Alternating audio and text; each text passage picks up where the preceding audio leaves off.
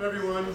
It's really great to see such a tremendous turnout for today's GRITS session. How many of you have been to one of our GRITS presentations before? So a lot of first-timers. That's good. And how did you hear about it? Those of you that are here for the first time, how did you hear about it? Email? Okay. So emails are getting through. They're not automatically going to your spam filters.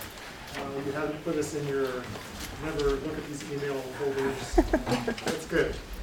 So this, we think this is a very valuable set of training opportunities that we provide. These are provided through the Office of Research and Graduate Studies. And our goal is to cover some things which apply broadly across disciplines, which may be learning opportunities that are a little bit outside of the disciplinary focus within your particular department. So, for example, we're talking today about making graphs, making figures.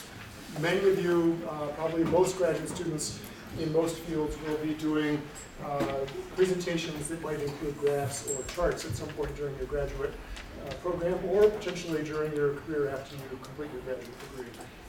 So this is one example, and at the end of today's session, I'll mention two upcoming GRITS events, and again, we'll address issues which are not discipline-specific, but which we think are important value-added sorts of opportunities for graduate students in any disciplines.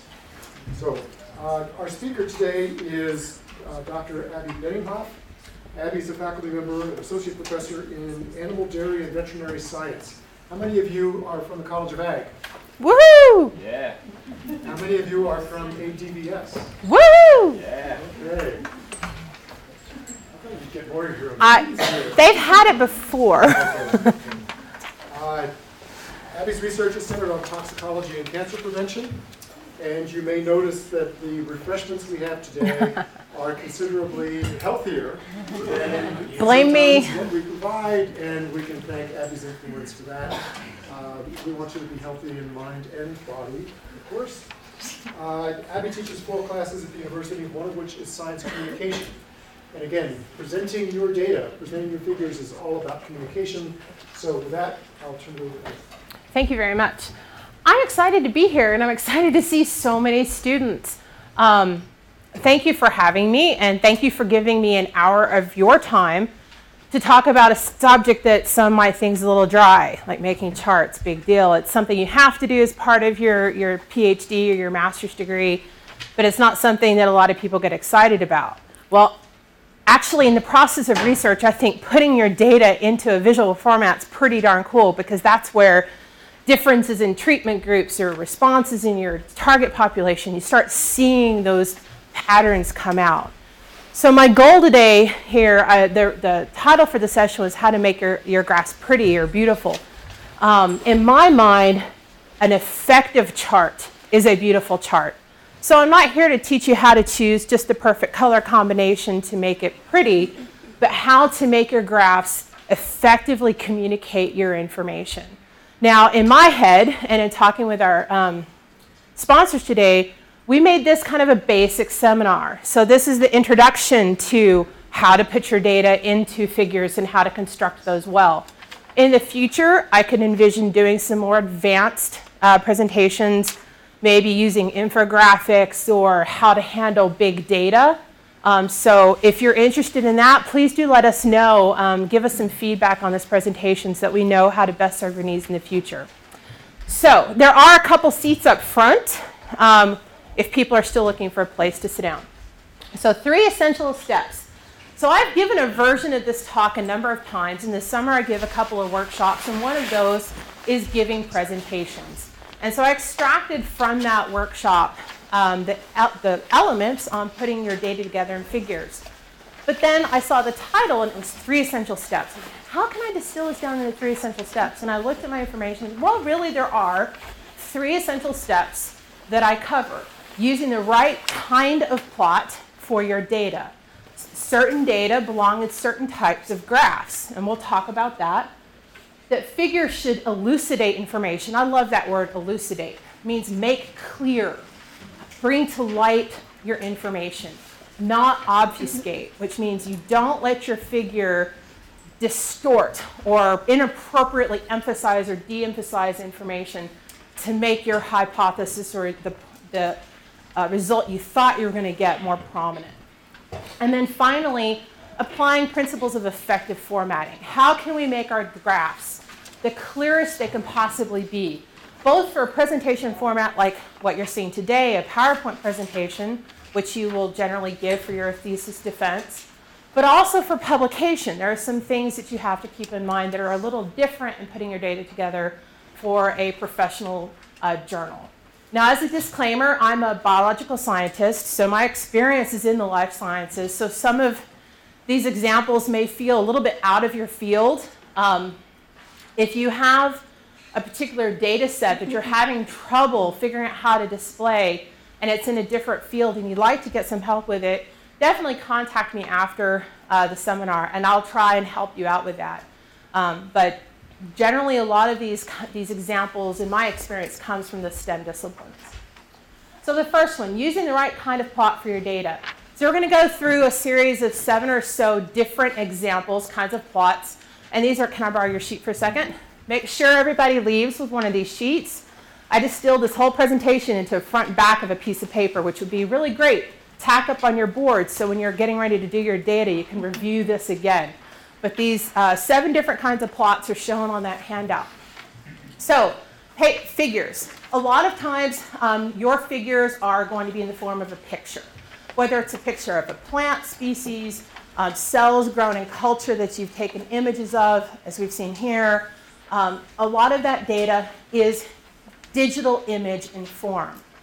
And you put that data in its image form in your presentation or your publication. There are a few things that you need to do to make sure your audience can easily understand and quickly interpret that information. Never assume that anyone knows what's in your picture. Get my pointer working.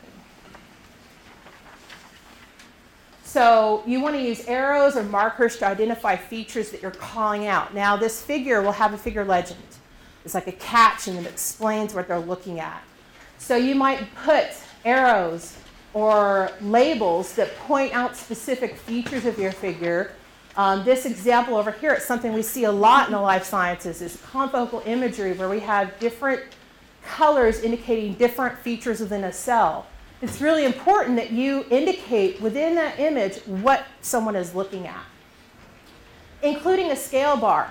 It's always trouble when you've collected all your data, you've put your paper together, you've sent it into the journal says, wait a minute, we need scale bars. What if you didn't collect that information when you did your research? That could be a problem because you have to go back and figure out what was the scale of your image. That's very important. If these examples here of these plant segments, if you didn't have a scale bar, how could you look at what's in this top panel with respect to what's in that bottom panel and know what you were looking at? So that scale bar is very important. Include all those explanations in the figure legend so that it's very clear. So image, that's one common way people present data. A diagram is another good way to convey complex ideas. I really like to see diagrams in student theses, in the introductory chapter or the conclusion chapter, where they're pulling together information in their field into one model of thought. In the life sciences, this is an example of a model of a communication pathway within a cell.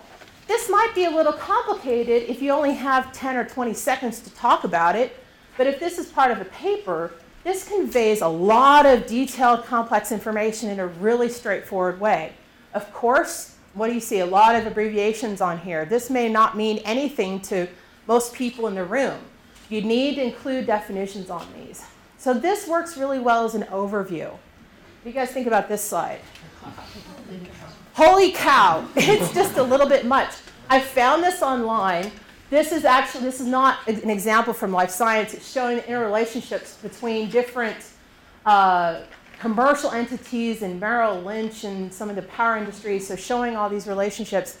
The point here is that it's really complex. It's too much. If I would have to sit here and study this for 30 minutes to get anything from it. So if you're going to create a diagram, let's say you're going to use Adobe InDesign or PowerPoint to create some type of diagram, Keep your audience in mind in terms of how long they're going to get to see it. Is it going to be shown for 30 seconds on a PowerPoint slide? Is it going to be in the thesis or in the paper? So in terms of how much detail you can put into it. Okay, so then let's get into charts. So now we've got actual data points that we're going to start putting into charts that you create. There are a number of different kinds of charts, and this might seem basic, but there are going to be some distinctions that are important. So the first here is a line graph, and these are important for showing dynamic comparisons, something changing over time as shown in this example. So we have two different treatment groups. Time is days post-engraftment here, and this is the response that's been measured. So this would be the case where you have a dependent variable that changes with respect to some continuous variable like dosage or time, etc. You don't want to overcrowd these graphs, especially if the lines start lying on top of each other, because then it's very difficult to quickly see what data is what. Another thing you'll notice on this plot, these symbols are really nice and large. You can see where each data point's been collected. If I didn't have the symbols, you wouldn't know which days that data was collected on. It would just be a line. So you do want to use a combination of symbols and lines if you possibly can. Use curve fitting when appropriate. So in this particular example, this looks like, as it should, an exponential curve. These are tumor cells. They double every day.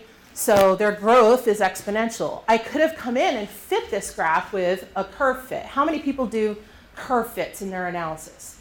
Okay, if you're going to do that, you need to make sure that you indicate what that model was that you used.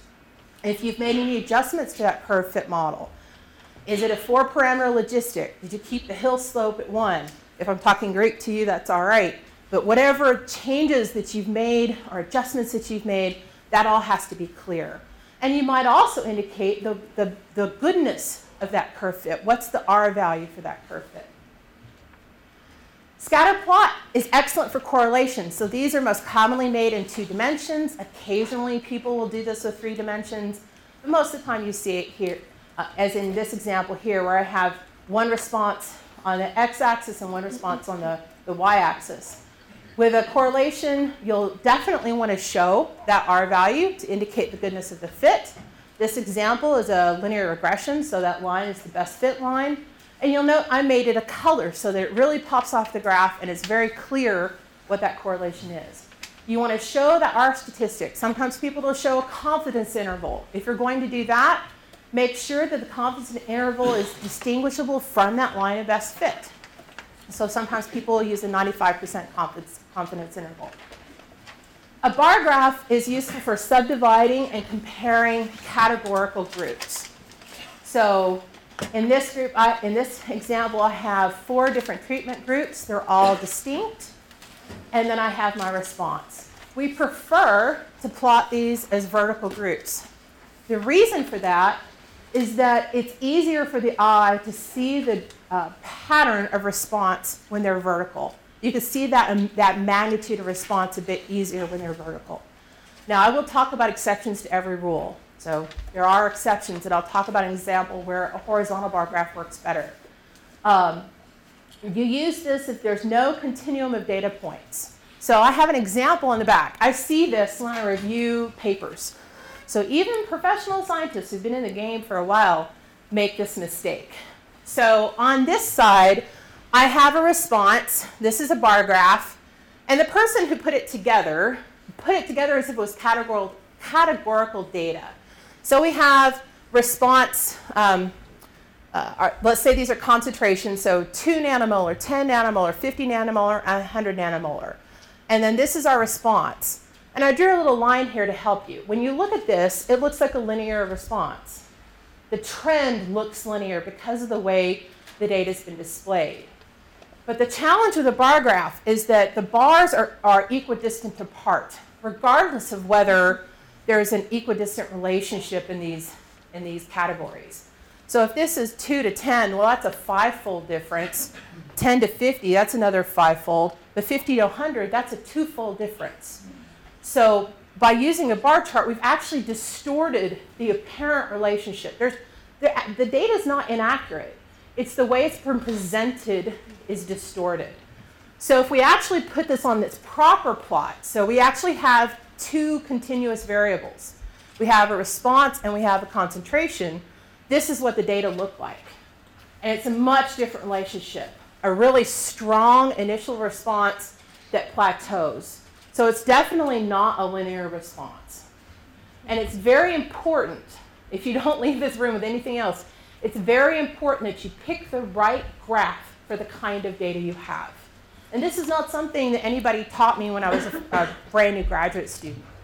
I actually did graphs wrong for a while until I plotted it one way and plotted it the other way and realized, oh, wait a minute. This shows the relationship in the data the way it's supposed to be shown. Okay? So then there are also different kinds of charts. Here I've shown a pie chart that shows proportional data. So parts of a whole. Now pie charts, you might think, oh, I'm not going to use a lot of those. They're actually becoming more common. You can do pie charts or donut charts or stacked bar charts, a number of different ways to show proportions of the whole. They're very effective if you have a few groups. So responders, non-responders, with cancer, without cancer. If you start having a lot of groups, in this example I think this is data on what college students drink. So a lot of coffee, a lot of soda, a lot of water, hey, that's good, a lot of tea, and oh, there's the alcohol. I'm surprised that one's not bigger. So this particular plot works okay as long as it's in color. What happens if you had to put that in a publication where they charge you $600 for a color figure? You're going to have trouble because pie graphs work awful with patterns. And so we'll talk about that when we get to the third essential, is formatting. So if you only have a couple things, where you can use white and black or white, gray, and black, these proportional graphs will work pretty well. But if you get into multiple groups, then you might want to find a different way to represent your data. So one of my favorite plots is a box plot. Anybody ever use a box plot before? Yeah. What do you like about the box plot? What do you like about the box plot? Or it provides a lot of information about the data. Yeah. And like 3 data points on figure. Exactly. So the box plot tells you about the distribution of your data. If you remember from your statistics, if you've had to take statistics or any kind of math course, a Gaussian distribution or the bell curve. You're all students, you're familiar with the shape of the bell curve. Imagine that bell curve is represented on a box plot. So this box region represents that middle part of the curve, with the top being the 75th percentile, the bottom here being the 25th percentile. And the tails, in this case, are showing the, what did I set it at? The defined distance. So it could be min to max, the 10th to the 90th, or an interquartile range. I used a statistical test here. So it shows you the shape of that. And then it shows you, are there outliers? Are there responses that are way out at the end? So you get an idea of the distribution of your data. And that's important. In this particular example, if we look just within this treatment group called AIN93G, we have water and tart cherry. This is actual data from my lab. We see that this shape of this curve, or this variance, is really narrow. It's a tight response. Whereas in this group, it's really, really wide. And that's important for me to understand the overall distribution of my response as I analyze my data. So this is a nice plot for you to understand your population, your data population. So whether or not you choose eventually just a simple bar graph with mean and your error bar, ultimately, it's great to plot this out so you can understand what the population of your respondents looks like. Contour plots are great for multidimensional data. We're all familiar with them. Every time you look at the radar, you're looking at a live dynamic contour plot. And what this will show you in this example, you get 3 dimensions of data. We have the y-axis, x-axis, and then the coloration here shows you a 3rd dimension. And so you get 3 dimensions of data in a 2-dimensional plane. It's very handy. So we can see that here. This is US drought data from 2013. I think current data would be even more extreme. So it's important, if you're going to use a contour plot, that you provide a scale so that the reader knows what that means. So if you look on your phone app, if you're looking at the radar last night, you would have seen green in the valley for some rain, and you would have seen a light blue over Wellsville for a little bit of snow, and up in the mountains it would have been white or pink because they're getting more snow. We need to know what that scale is to be able to interpret that information, right? So just on your own sometime, look at your weather app on your phone, and there should be a scale that explains that for you. Color is very effective in these plots. You can do them in grayscale, but they're best if you can use color. So those are the basic types of plots. Now, in your discipline, there may be something unique, something special. Now, keep in mind, I'm trying to keep this as general for this audience as possible. So if you have a specific type of plot that you'd like help with, please do contact me afterwards and we'll go over it. But the next essential is that figures should elucidate information, not obfuscate. So this example here fits this essential, right? Picking the right kind of plot to show the pattern or the relationship in your data is very important. So I'm going to flip this back over because they'd like for you to join the conversation on Twitter if you're so inclined. So, 1, do not manipulate your data to emphasize or to de-emphasize information. And I say this to all of my students, your data are your data. You probably go into your study with a hypothesis or an expectation of an outcome. And you may feel personally invested in that outcome because you put a lot of intellectual effort into creating that hypothesis, right? That's why you're here. So if you get an outcome that doesn't quite fit, or you have a couple data points that, oh, I just wish they weren't there, that's okay. It's all right.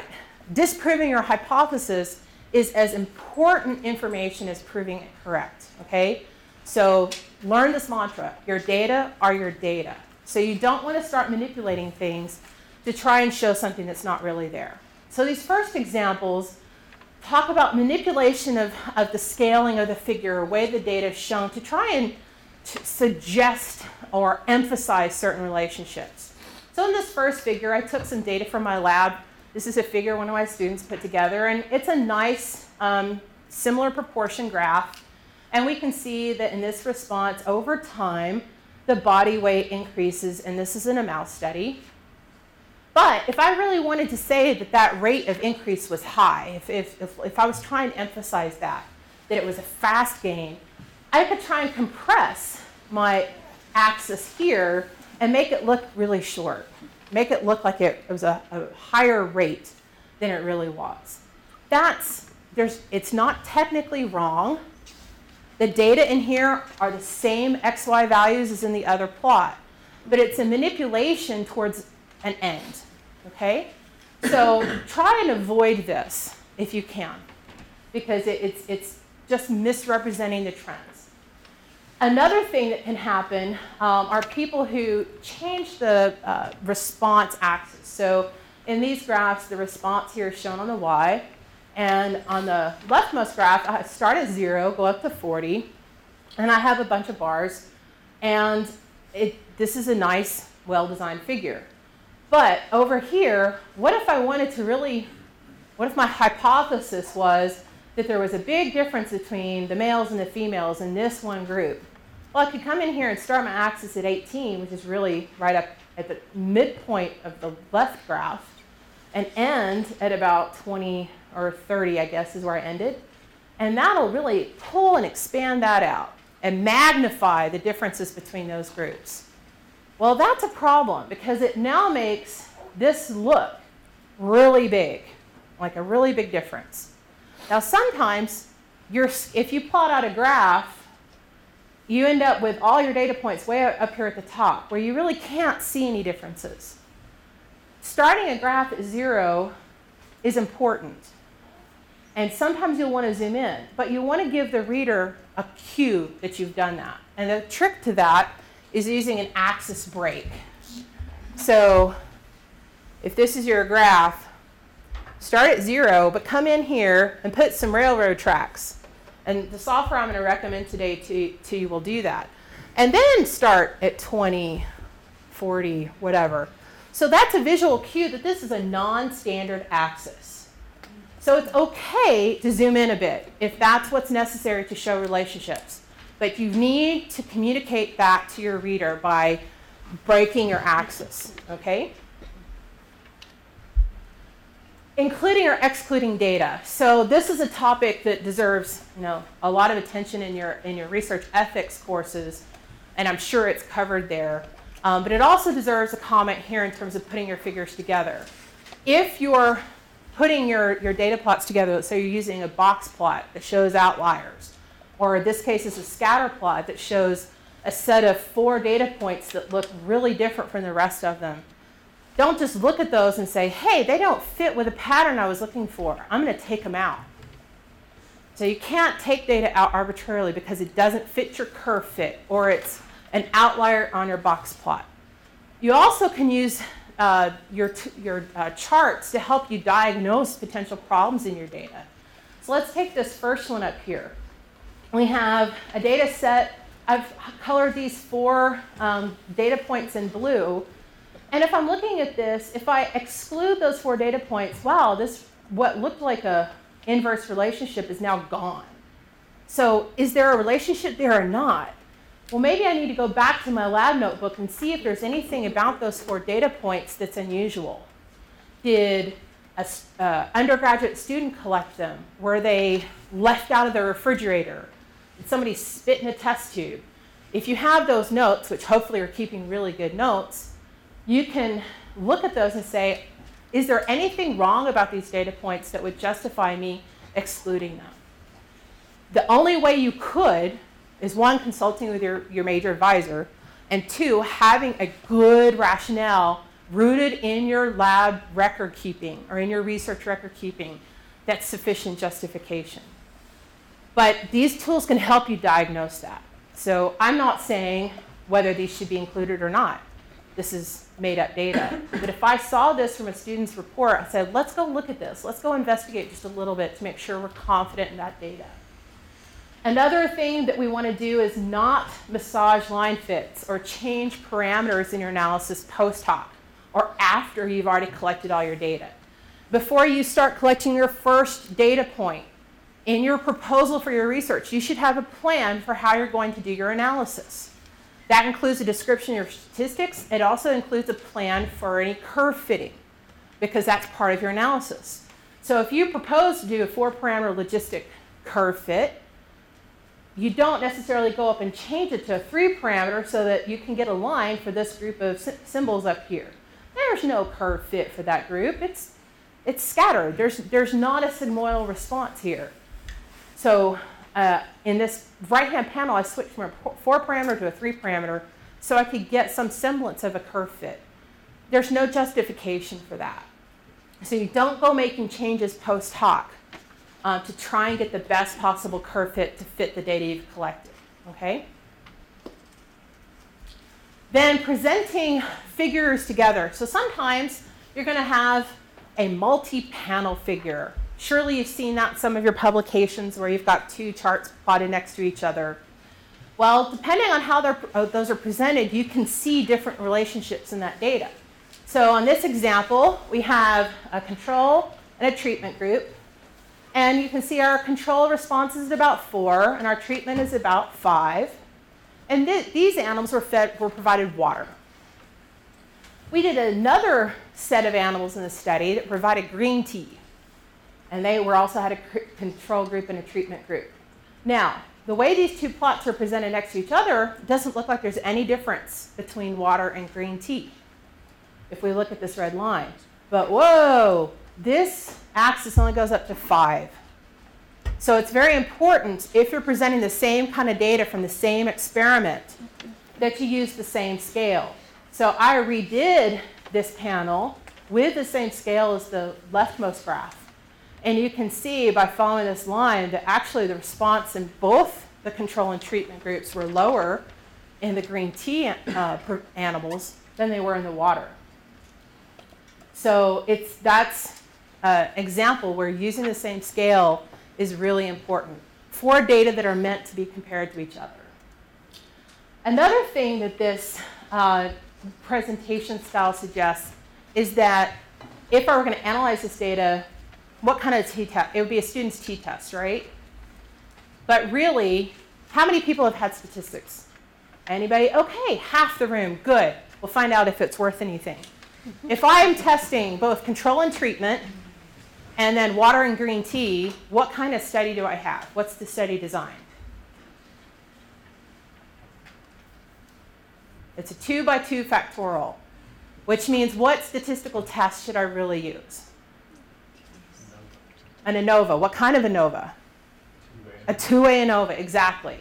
So the way this data is presented, if I had stars over here, it would look like two separate t-tests. And that's not really the way the study was designed. So I've taken that example. Here's our water and green tea group. And this is actually what that study, the graph of that study. We have control and treatment, water and green tea. So this is the right way to show a 2x2 study design, all in the same graph. And this analysis here was done with a two-way ANOVA. So your discipline might have different statistics, might have different expectations. So this is where you need to follow the standards of your discipline a bit to figure out what's the right way to show your data. But for my discipline, for life sciences, if you're doing a 2x2 type study or a 2x3 study, you'd want to do a graph like this. It shows all that data on the same plot, because then those relationships are perfectly clear.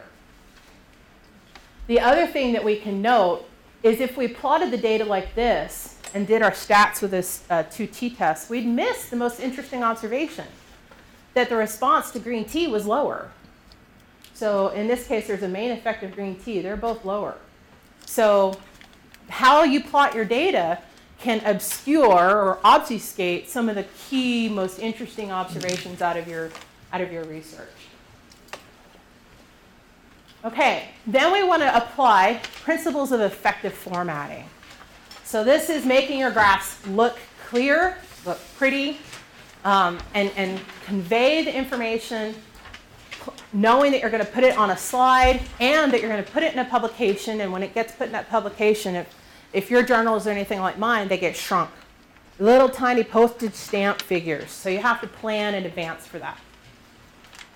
So this is my cheat sheet for putting together a nice figure. It needs to be neat. So clean and sharp.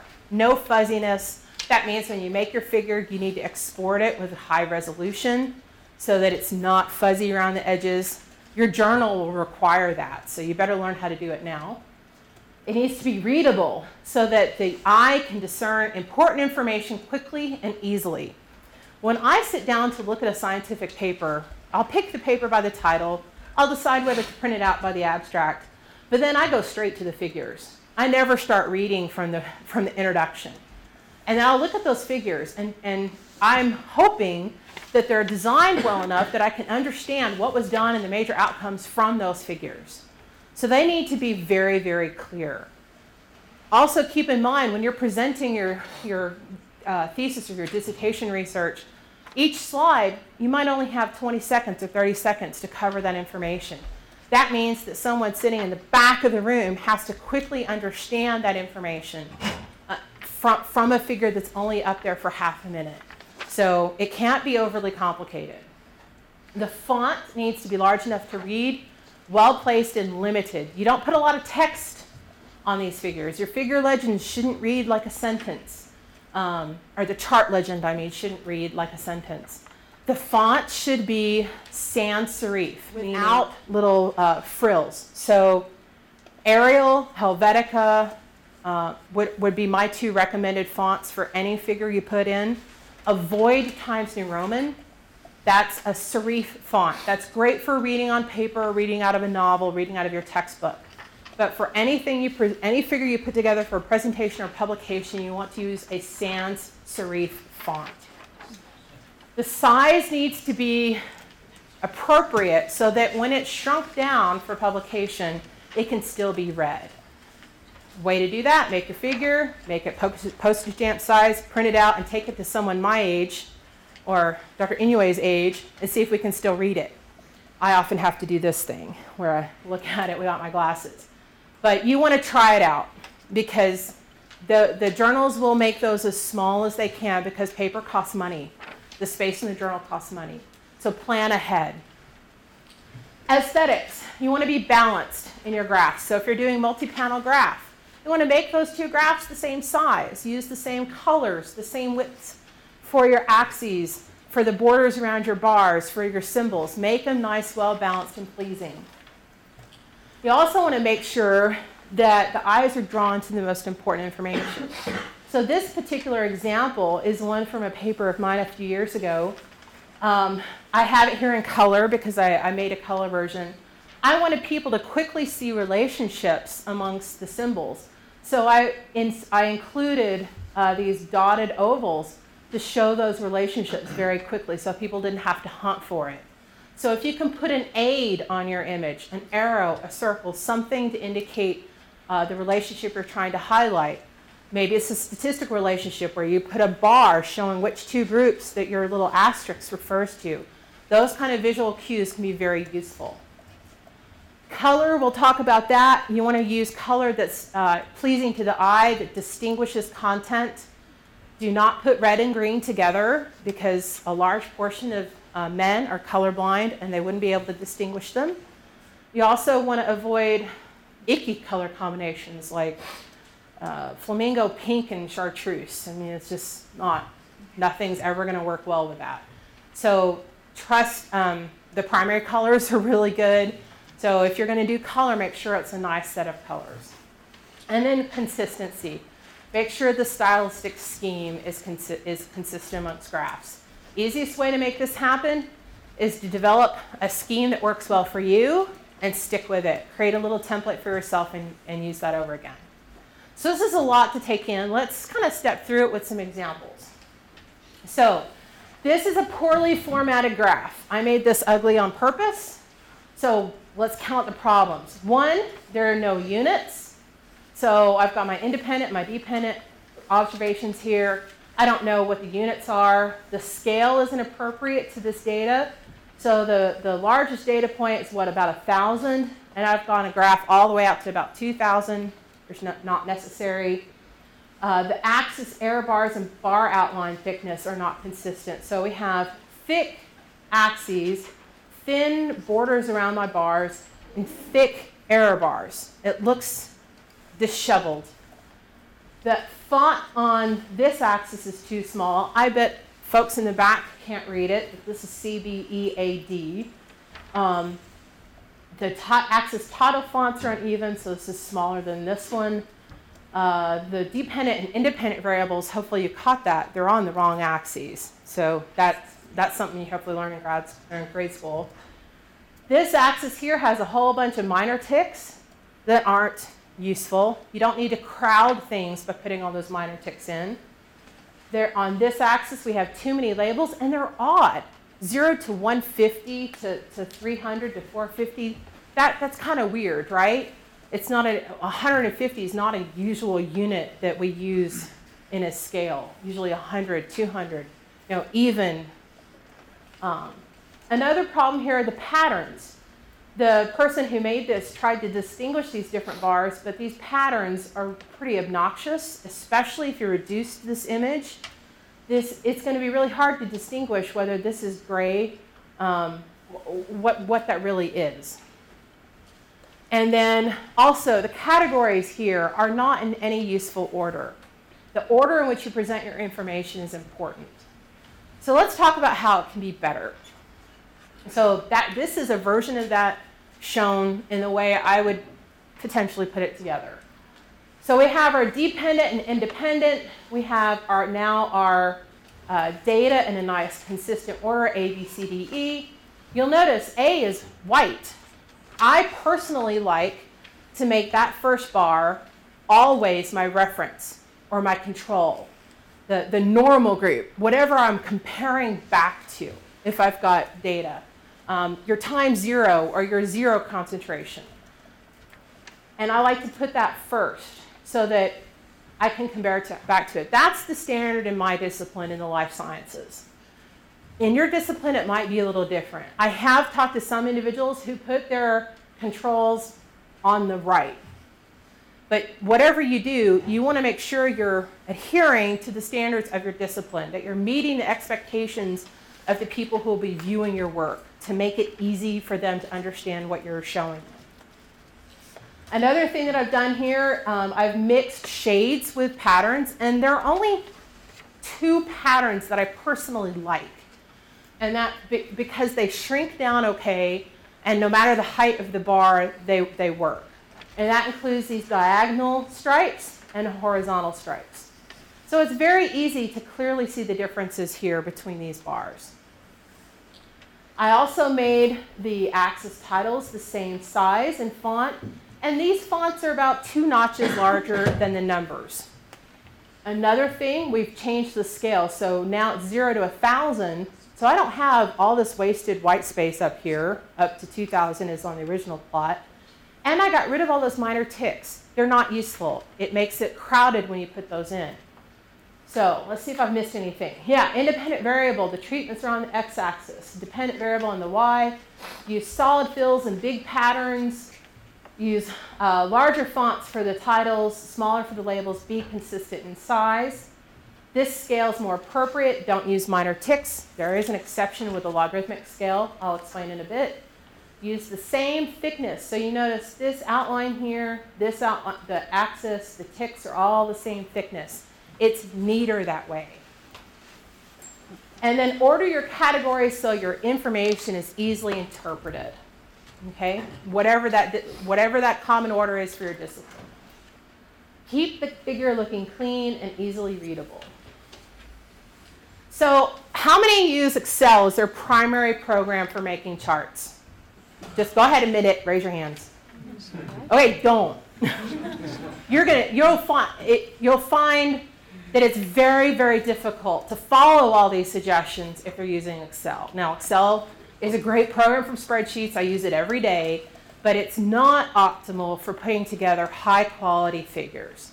So I will talk a little bit about software recommendations in a moment. But this is from Excel. This is just no tinkering. This is what you get. So some of the problems, the grid lines across the back are distracting. You don't need them. Rarely would you ever need, in this case, a horizontal line. It distracts. Again, there's an exception, but most of the time you would never need it. There are no axis labels. The category is not informative, so the series aren't labeled. The position of the data points, where was the data measured? It's not clear because there are no symbols. So I'm looking right here. It looks like there's a data point collected at 2, but I'm not entirely certain. I don't see a symbol right in here. There are no error bars, and the fonts are too small. So there's a lot of problems with Excel. The program I use is called GraphPad Prism, and I'll give you a link for it in a few slides.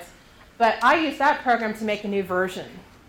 And this, to me, to my eye, and anybody brave enough can disagree with me, but I think this works much better. I followed all the previous recommendations for the fonts and the axis and all of that. I kept the fields behind my graphs clear, unless I have to show a reference of some sort, like a reference level or something that's important for my data.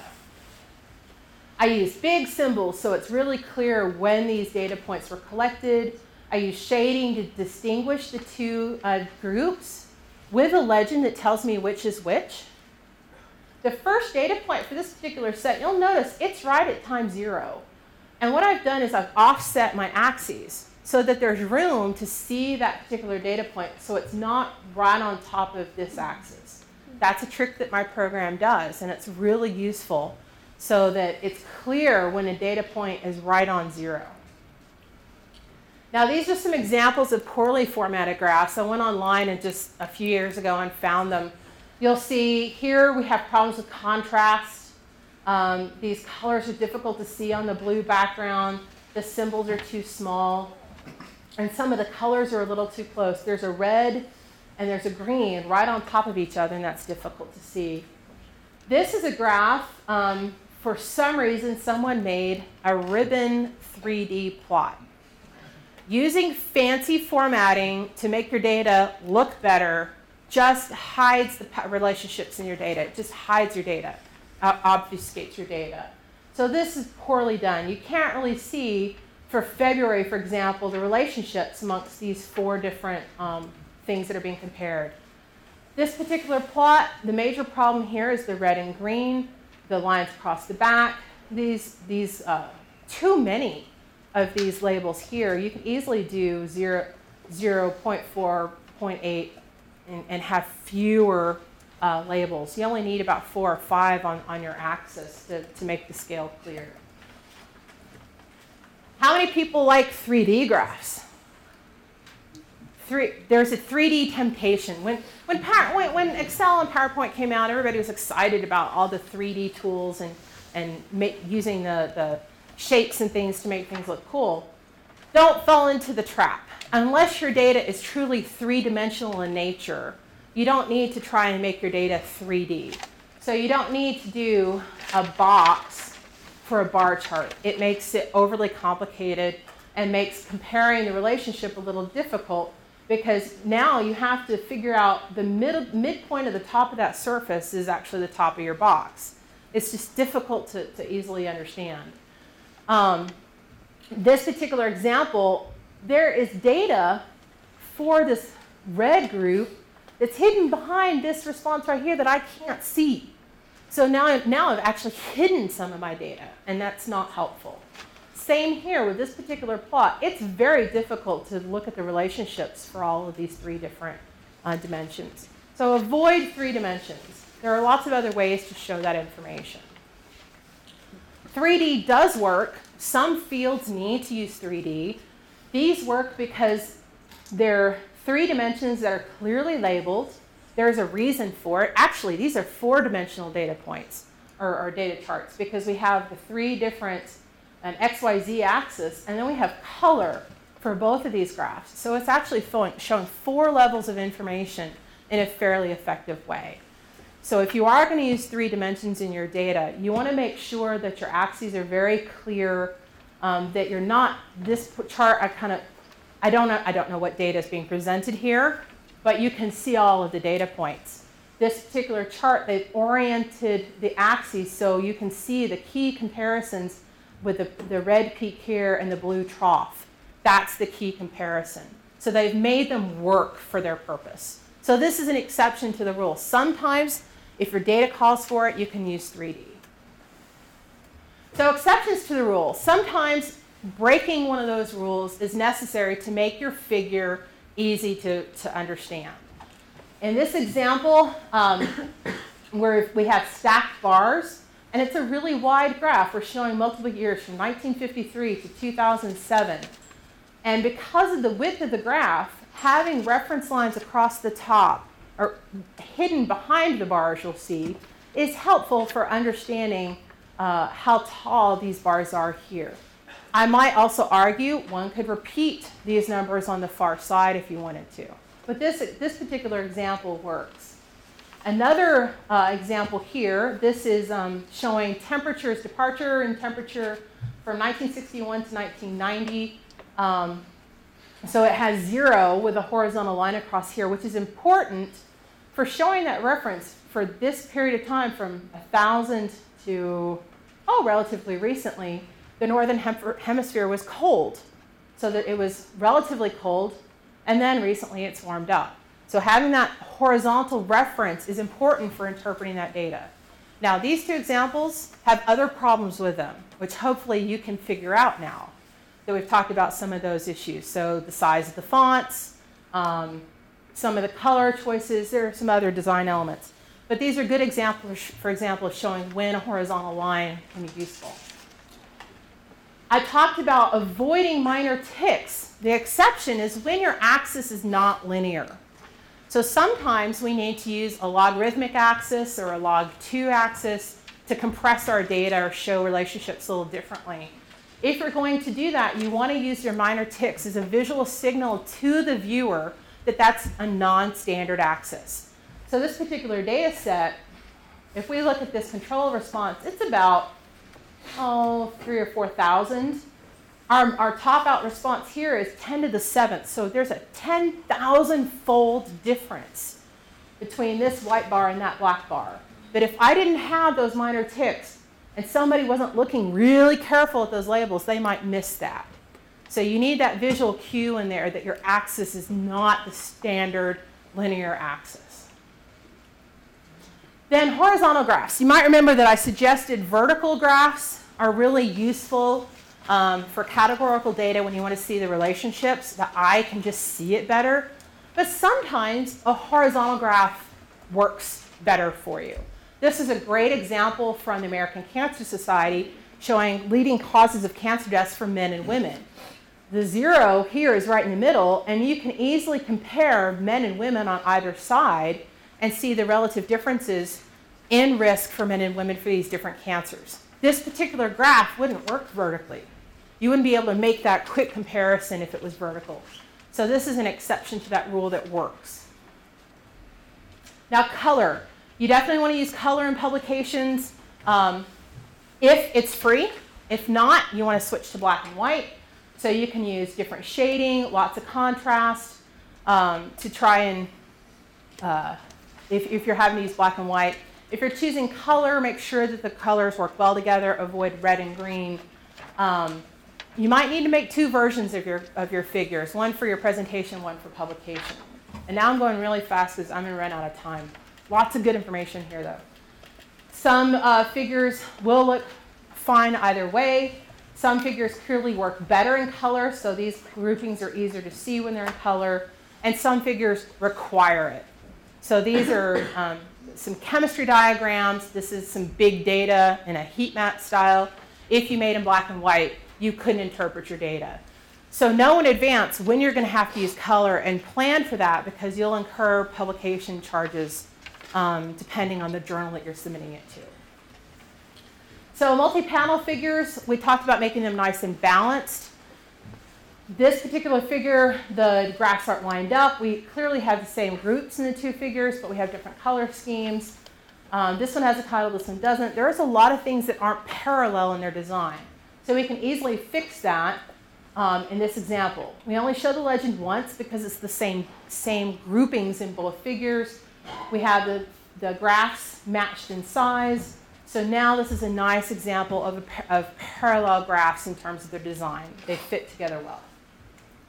Okay, so I have time. Okay, I'm going to go through this really fast. So one of the things I've been thinking about in the past couple years are infographics. I have a mission as a faculty member of Utah State University, which has a land-grant mission of communicating my science to the public. And eventually, your research will be made available. You may be talking about it to non-expert audiences. One way you could make that happen effectively is to use something like an infographic. These are visual images such as a chart or diagram that can represent data. These are a few examples. They're open access examples I pulled from online showing different ways, some simple, some a little bit more complex, to make information accessible. So if you're going to use an infographic type style, there are certain audiences or certain times it'd be appropriate. A presentation like this, a presentation for your thesis defense would be fine in the introduction perhaps, but not for your primary data necessarily, and probably not for a professional journal. They're going to expect that information in a different format. If we're going out and giving a presentation to the community, an infographic approach would be great. It would be very, very useful. So this is an example infographic. I took an entire publication's worth of information and distilled it into one diagram. You can use elements just with of an infographic. They need to be discernible, so if you're going to take that approach, it needs to be easily read. Avoid accessible detail. Sometimes you'll see those big infographics. They're meant to be studied. They're meant to be printed out. If we're going to do this approach for a presentation, just like with any figure, it needs to be quickly read, understood really fast. So I took this data chart from one of our recent studies and made a little infographic in PowerPoint yesterday just for the heck of it. And essentially what this data says is that supplementing the diet with tart cherry reduced incidence of cancer by 40%. So 40% fewer mice had colon tumors, but only in those mice that were consuming a healthy diet. So this is a lot more accessible to this audience, this broad audience, than this figure up here. If you want to do something like this, and graphics are not your thing, work with a professional. Our college, College of Agriculture and Applied Sciences, has professional staff as part of our extension team that can help you put these kind of figures together. Your college probably has some similar staff. Also, if you're interested, you can see this link, and on your handout on the back page is a URL for this whole presentation. So you can get the PDF and get this link, and you can look up more on infographics. So software. Excel, not great. I hope that if you try Excel, you can make it work. It just requires a lot more work to get good figures. Other software that I've used way in the past was SigmaPlot. Does anybody here use SigmaPlot? A few people. My favorite, and I've been using it since I was a first-year graduate student, and year I won't say, is GraphPad. GraphPad Prism. Anybody in the room use GraphPad? A couple people. Do you like it? It's awesome. The statistics, yeah. The statistics are basic. So you can get yourself in trouble if you think that if the statistics there are sufficient depending on the nature of your study, okay? A simple study, you can use statistics, but if it's really complex, you'll want to do a proper statistical program. I still haven't figured out how to do an ANOVA properly. Oh, well, I mean, it's just like... come see me and I can help you with that. I love the interface. It does provide some basic statistics. It does an ANOVA for me. It's a little pricey for you guys. If you wanted a student license, it's $100 a year. So a regular license is $600. So that's a deal for you. And when you're no longer a student, that expires. So if you wanted to try it out, there's a 30-day free trial. And then you can decide if it's something you want to invest in or something you want to convince your advisor to invest in. I've made it available to everyone in my lab. So the organization, it's handy. It integrates your data tables, notes, your analysis, the figures that your chart figures you're putting together, and layouts. So if you have multiple charts that you're putting together. And these are all linked. So the data table for one set of data will be linked to its particular chart. If you make a change in that data table, it will change the chart. So they're live linked. It's very customizable. You can create your own template, use that for all your subsequent charts. And you can also put together excellent multi-panel figures. This one's a little dense. It was for a grant. You can see I've got different kinds of figures put together. It worked really, really well for me. It will also do basic statistics. One thing I quite like about it is that with the statistical output, it includes a narrative. So if you're brand new to research and brand new to using statistics in your analysis, it will help you interpret those results so that you can understand what does that p-value actually mean, so that you understand that information. And I have also found it to be excellent for curve fitting. There are a couple other things that I've encountered. Of course, infographics, diagrams, PowerPoint is pretty simple. If you're into Photoshop, that'll work. Someone introduced me recently to a program called Tableau. There is this is a fully functional graphics program. You can make a variety of charts. There is a free public version, but it's public. So the data that you put in is accessible. So if you want to use it, you need to talk with your advisor and make sure that's okay. All right? Because your data, it's not published. They may not want anywhere out there in public. Also, definitely use Adobe Photoshop or other photo editing software, but before you touch a pixel of your images, make sure you understand your discipline-specific standards for any photo manipulation before you do anything.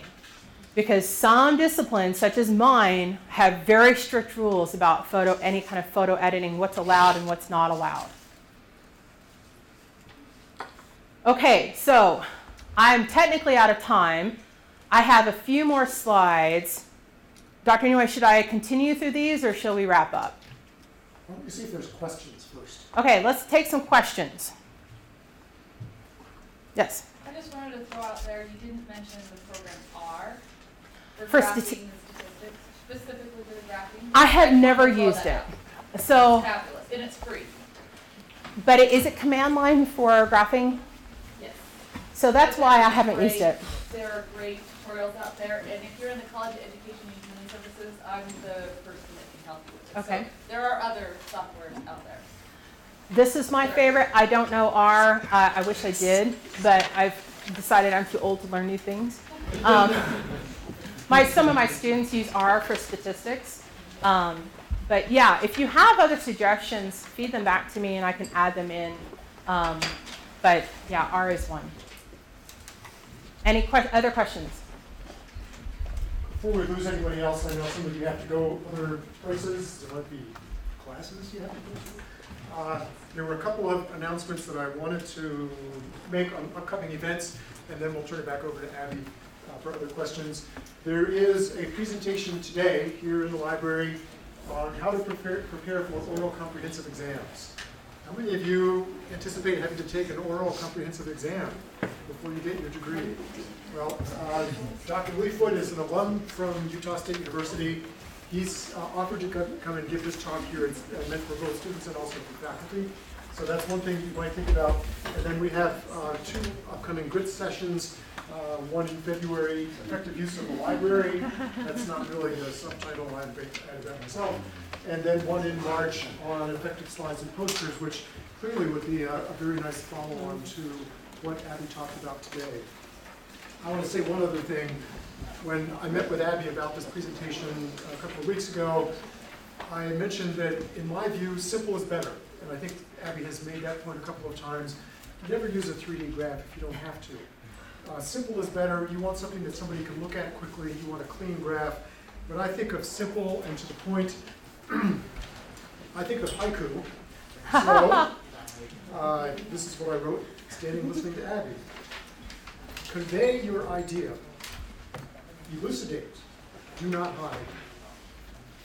Let data speak truth. So. Awesome. The problems I see are the patterns in the lines. Some of them are solid, some of them are dotted. There's a green line that's got 2 dots, another green line the same color with 1 dot, and it's a little difficult to distinguish. Another thing here is that this label, mean n minus 355. I think the mean is meant to indicate one of these lines represents the mean, but the line it's closest to, that can't be the mean of this data set. So this is confusing to me. The labels are too small. The extinction boundary, that's fine. That's a good use of a horizontal line. But those are some issues. I also don't know what these traces represent. Are these different groups? Are they individual observations? So something somewhere needs to explain that to me. This is another chart someone sent in showing average monthly temperature for 3 different cities that clearly have different temperature patterns. Using all these labels is a little busy. Also, these colors are really similar to each other. Makes it a little hard to distinguish.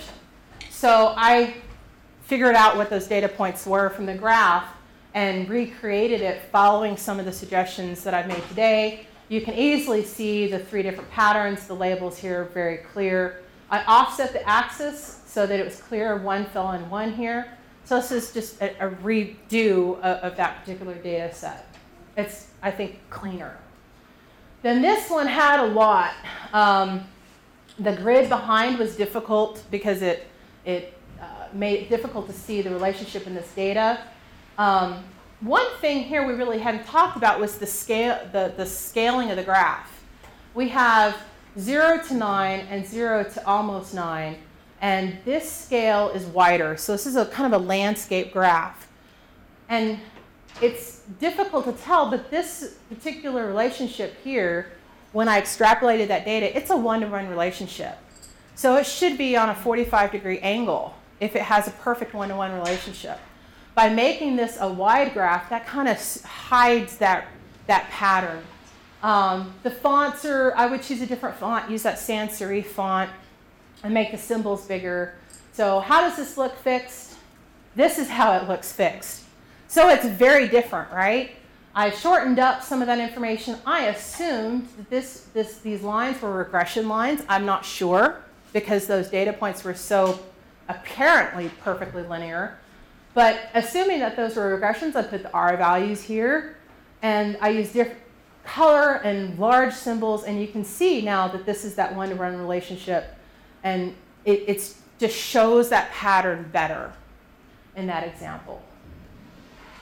Okay, so if you have other questions, please do feel free to contact me. You can get to me through the graduate office.